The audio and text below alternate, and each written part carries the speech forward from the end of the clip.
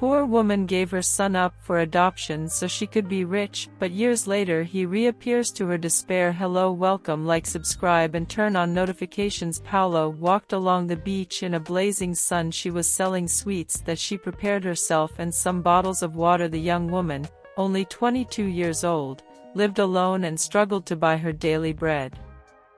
It wasn't easy, but she had no other choice. Paula heard curses on the street. Rude people got rid of her and her work. In addition to the difficulty, she had to sell and make a small profit. Her rent was late and all she could do was pray that everything would work out. Months ago, Paula lived with her mother, who unfortunately was not in good health due to not having adequate medical care, died before reaching the hospital.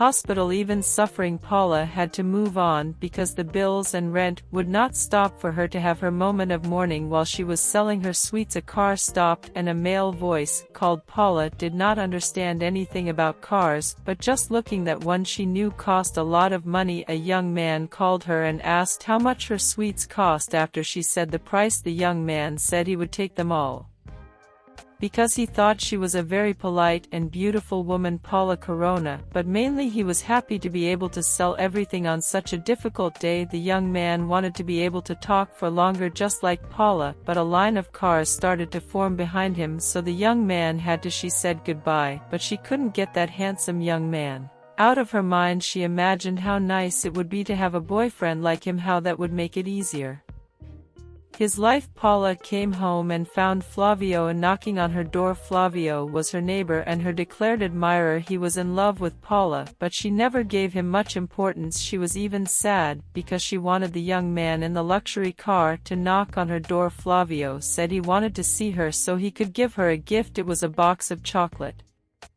It wasn't a special occasion, he just wanted to present the woman he liked so much. Paula blushed and thanked him for the gift. It wasn't much, but she felt his affection in that chocolate. Paolo said goodbye to Flavio in love and went to his bed to sleep. Although his neighbor melted out of love for her, Paula had only the young boy and the car in her heart. The next day she went back to the seaside selling her sweets for a few hours. She stayed in the same spot as yesterday, hoping to find the young man in the car, but he didn't show up. What am I thinking? He's rich and I'm poor. I'd never have a chance with a rich man like he thought, while she felt a lump in her throat. Flavio was always there for me and helped me with whatever he could. Maybe I should appreciate him more. Paolo continued to sell his sweets and went back home, but before going in she knocked on Flavio's door. She was a little nervous, but she took the first step and kissed the boy. Flavio was on cloud nine with so much happiness, and from that day they started dating. The month passed and Flavio was dying of love for his girlfriend. Despite having little money,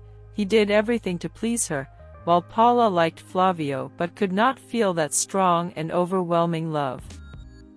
He wanted to feel for her. The important thing was that he treated her well and made her happy. Despite the short time together, the couple already made plans to live together. Paolo continued to work selling his sweets every day and Flavio worked at the mechanic shop. She was happy selling his sweets when he heard a familiar voice calling him. It was that man in the car. This time he wasn't in the car, he was just walking along the beach. Hello, pretty lady, how long has it been? Said man. He bought all her bonbons again, but asked if she wanted to eat something at a restaurant nearby. Paula didn't know what to do. She was dating, but as it would be just a lunch between two people who are getting to know each other, she thought it wouldn't hurt. Finally he got introduced himself and said that his name was Rafael. Paolo, he was ashamed to enter the restaurant because it was considered a luxury place and his clothes were quite simple, but Rafael calmed down and said that no one would pay attention because even he was wearing simple walking clothes. They both sat down and Rafael proposed. Paula felt her heart beat faster. All that made her excited, she didn't know if it was the luxury that made her that way or if it was that young man. The two had an amazing afternoon at the restaurant. They talked, laughed, and got to know a little more about the other. Rafael,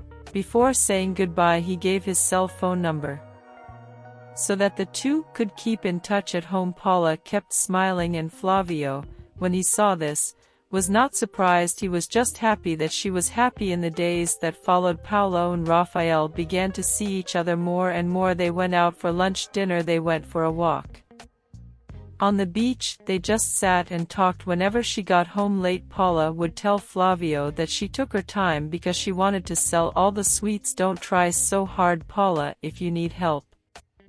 Any kind of help, I'm here for you, Flavio said, worried, thinking that his girlfriend was trying too hard at work, hiding everything from her boyfriend. Paolo kept going out with Rafael, who didn't know she was dating, and for that reason he kissed the woman who returned his kiss in exchange. She was happy as she had never been before, but a feeling of guilt ran through her. Dating Flavio made learning to love.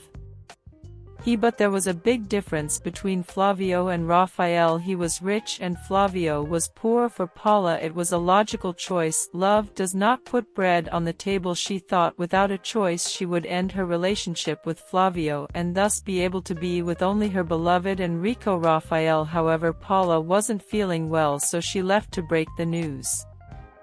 Only when she got better, a few weeks went by and nothing from her. To improve, Paula went to the doctor, and to her surprise she discovered that she was pregnant. She cried with this news. This pregnancy would disrupt all her plans. She didn't want to be imprisoned Flavio because she only wanted Rafael. It crossed her mind to say that the son was Rafael's, but they had, if related, only once, and the pregnancy could take him away anyway. The child was Flavio's, and she was sure of that. Flavio would be even more attached to her, and this would close the doors to a relationship with Rafael. Paolo started to hate her pregnancy and wished she didn't go ahead with the baby not being born, but nothing changed. She was in a healthy pregnancy, and in 8 months she would have her son or daughter. For days she thought about what she would do. She had to stay with Rafael, like what it cost. Paolo called Flavio to talk. She gave Triste the news that she didn't want to continue dating him anymore, because she didn't feel passion for him. That it destroyed him, because until that moment he thought she loved him. After getting rid of her ex-boyfriend, she could now have free ground to be with Rafael. But as time passed, her belly grew, and there would come a point where she would not be able to hide the pregnancy. Paolo called a friend who lived alone in another neighborhood. She said she was going through financial difficulties and needed a place to live for a few months. Friend gladly accepted and would help, but it was all a lie from Paula. She told Rafael and Flavio that she would travel to meet an aunt who was very sick. She would take care of her for a few months. All this lie was so that she could have her child without Rafael and Flavio seeing. Some months went by and Paula gave birth to a beautiful little boy, but she wasn't happy. She felt that that child was just getting in the way of her life. Paula didn't think twice. She gave her son away. Adoption with no sign of pregnancy. Paula returned home and her ex-boyfriend Flavio didn't suspect anything. He moved apartments because he couldn't stand having the woman he always loved as a neighbor. Paolo could now give himself 100% to his relationship with Rafael. She was dazzled by the fortune he had. His parents were rich. He was the only heir. In addition, he already worked in his father's company and earned his share of the profits shortly after. Rafael and Paula were dating, but in even less time he asked her to move in with him. Paula said yes immediately. He lived in a luxurious house, and finally all her dreams were coming true. Paula now wore designer clothes, had a private driver, lived in a big house with a pool and hot tub. She felt she couldn't be happier in life. Everything seemed too good to be real. In just 3 months of dating her, she was living the dream of her life. Paula soon met Rafael's parents, who treated her very well. At a family meeting, Rafael's father said that Paolo could participate in the family business. They agreed, and especially Rafael. Paula couldn't believe it. Now she would be one of the partners in their company's happiness did not fit in her chest. Rafael took some papers for her to sign and said that he would teach her everything she had to do. It would not be too much work. It is tiring to take care of part of the companies, but the payment would be worth the effort. Paolo cried with happiness alone in her room when she thought of all the difficulties she had already gone through in life, and now she was a businesswoman. Her relationship was more than perfect with Rafael. She couldn't be more happy. Paula woke up from her mansion and went to the pool to see the view when suddenly they slammed the door and several police officers entered the place. frightened Paula stood there not knowing what to do. Her heart froze when the police handcuffed her and said she was under arrest. Her look of despair looked for Raphael or someone else, but it seemed that there was only her in the house. She was taken to jail and she screamed desperately for "Talk to your boyfriend," because she doesn't have. Avia did nothing. Some time later she was taken to the court where she would be judged for her crimes. She screamed desperately, saying that she had done nothing and was innocent of everything. The judge asked her to remain silent and that he would call the first witness. To her shock, the first witness for the prosecution was Raphael. Her boyfriend Paula was so stunned she couldn't say anything anymore. She finally knew it was all a setup. The papers she signed were schemes she didn't. I understood, but one thing she understood: they used her to get money from insurance, and they will put all the blame on her. The papers she signed were proof of his crime. The judge was quick in his judgment. Was he bought by Raphael and his parents? She thought Paula was found guilty. Not a single tear trickled down her cheeks at that moment. The shock of hearing her boyfriend accuse her was so much she didn't know how to react. In prison, Paulo finally thought of his son and the evil she did, giving more importance to money than his son. Unfortunately, now it was too late. 18 years later, Emmanuel was packing his bags. He was finally going to leave the orphanage and have his own life. Emmanuel, he was the son of Paulo and Flavio, but he only knew the whereabouts of his mother. She was imprisoned for a few years for tax crime and already out of prison at age 4. Emmanuel was a smart boy, had a strong desire to know more about his past. For years he wanted to meet his mother and father, but only now would he be able to look for them. Even young, he already had his job and a place to live. He made a point of living in the same place his mother lived for years to learn more about her and try to find out about his father. Years ago, Emmanuel managed to get into the orphanage's archives and discovered his mother's name. From the name he found a report about the crime she had committed, and about the rich boyfriend she had at the time. Will be this man my father, Emmanuel thought. With all this information he discovered where his mother lived, and that way he could find her whereabouts. The place was an old building that had few residents. Emmanuel made friends with as many people as possible. People you can tried to collect information but found nothing that helped you. The person who helped you the most was your neighbor who lived there several years. She said she didn't know about Paula but knew where the rich man she dated lived. After giving him the address, the lady said, "Be careful, young man, that man does not seem like a good person to me. What do you want with him? My mother had a relationship with him. Maybe he is my father. Thanks for help. I'll be careful," said Manuel to his neighbor. Immediately closed the door and locked it. "She really doesn't want to hear about it," thought he. Emmanuel went to the address and for hours waited for someone to leave the premises. Finally, a man who looked to be in his early 40s emerged from the local. He looked like the same man from the images in the report, only he was older. Raphael. Emmanuel stopped as he entered the car and got straight to the point. "My mother's name is Paula. I believe the Lord could be my father," said Manuel. Raphael stood still, trying to process what he just heard. "Impossible. I had an affair with your mother, but she never got pregnant." At that moment Raphael remembered from when Paula started acting weird, always wearing baggy clothes looking, and that disappeared for a few months. "Is it possible that she fooled me?" he thought. Raphael invited Emmanuel to come in and the two talked about the time that Paulo took over and Emmanuel's birth beat. In addition, he was born in the same city where she lived, and Paula at that time said that she went to take care of her aunt in another state.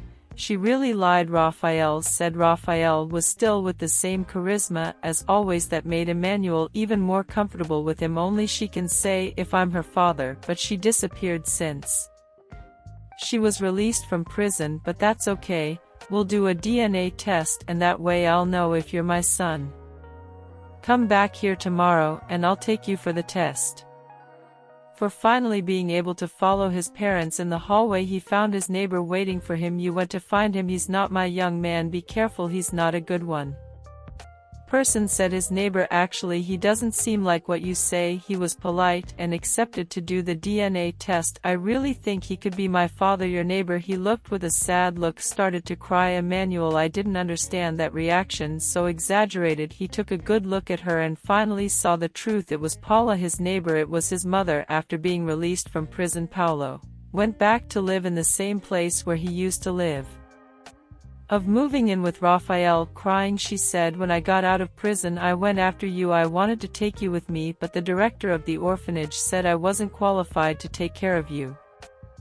Besides, she also said that I could confuse your head because you were used to life in the orphanage." After hearing the director's words, I changed my mind and didn't want to disturb your life as I had already done when I left you there. There is not a day left.